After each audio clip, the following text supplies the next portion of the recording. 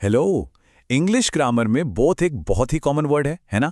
लेकिन competitive exams में इसके यूज में एक छोटी सी गलती भी आपके मार्क्स कट करवा सकती है। तो चलिए आज इस कंफ्यूजन को हमेशा के लिए दूर करते हैं और बोथ के यूज में एक्सपर्ट बनते हैं।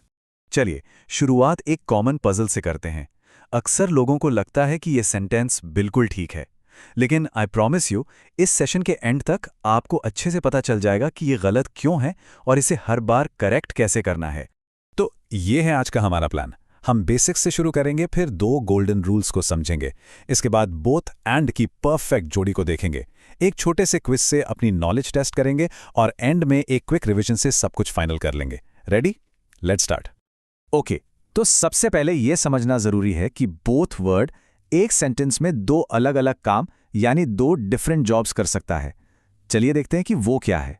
तो इसका पहला रोल है एक प्रोनाउन का यानी सर्वनाम। एग्जाम्पल देखिए, बोथ वर प्रेजेंट। यहां बोथ क्या कर रहा है? ये सीधा सीधा दो लोगों या चीजों की जगह ले रहा है और सेंटेंस का सब्जेक्ट बन गया है। सिंपल। और अब देखिए इसका दूसरा रोल, एक एडजेक्टिव का यानी विशेषण। इस एग्जाम्पल में बोथ द स्टूडेंट्स, यहां बोथ वर्ड स्टूडेंट्स नाउन के बारे में एक्स्ट्रा इंफॉर्मेशन दे रहा है। यह बता रहा है कि कितने स्टूडेंट्स प्रेजेंट थे। कितने? दोनों। ओके, अब आते हैं सबसे इंपॉर्टेंट पार्ट पर। ये दो ऐसे गोल्डन रूल्स हैं जिन्हें आपको बोथ का सही यूज करने के लिए हमेशा, आई रिपीट, हमेशा याद रखना होगा। तो गोल्डन रूल नंबर 1, और ये बहुत इंपॉर्टेंट है, बोथ के साथ वर्ब हमेशा प्लूरल फॉर्म में ही आएगा। हमेशा, कभी भी सिंगुलर नहीं। For example, both are present, both were happy. Is या वॉज कभी नहीं। ये बात हमेशा याद रखिए। बोथ जो है ना, वो एक पॉजिटिव वर्ड है। इसका यूज तब करते हैं जब हम दो चीजों के लिए हां बोल रहे होते हैं। ना बोलने के लिए इसका इस्तेमाल नहीं किया जा सकता। और देखिए, ये स्लाइड इस पॉइंट को एकदम क्लियर कर देती है। नेगेटिव सेंटेंसेस के लिए हम बोथ नॉट का यूज नहीं करते, वो गलत है। सही वर्ड है नीदर। तो सिंपल सा फंडा है, बोथ मतलब दोनों हां और नीदर मतलब दोनों ना। अब बात करते हैं बोथ के पार्टनर की। जी हां, बोथ का एक पक्का पार्टनर है, एक फिक्स्ड कंजंक्शन जो हमेशा उसके साथ आता है। बिल्कुल सिंपल सा फंडा है, 2 स्टेप्स का। जब भी आप दो चीजों को जोड़ने के लिए बोथ का यूज करते हैं तो उन्हें कनेक्ट करने के लिए हमेशा एंड का ही यूज करना है। ये एक फिक्स्ड जोड़ी है।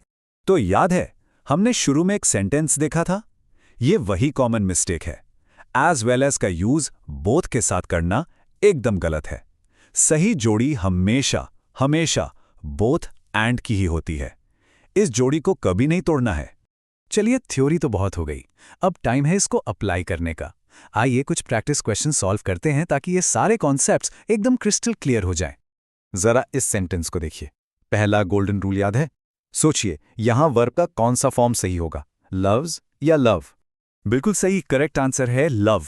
क्यों? क्योंकि हमारा रूल नंबर 1 कहता है कि बोथ के साथ हमेशा प्लूरल वर्ब आता है। सब्जेक्ट कोई भी हो, वर्ब हमेशा प्लूरल ही होगा।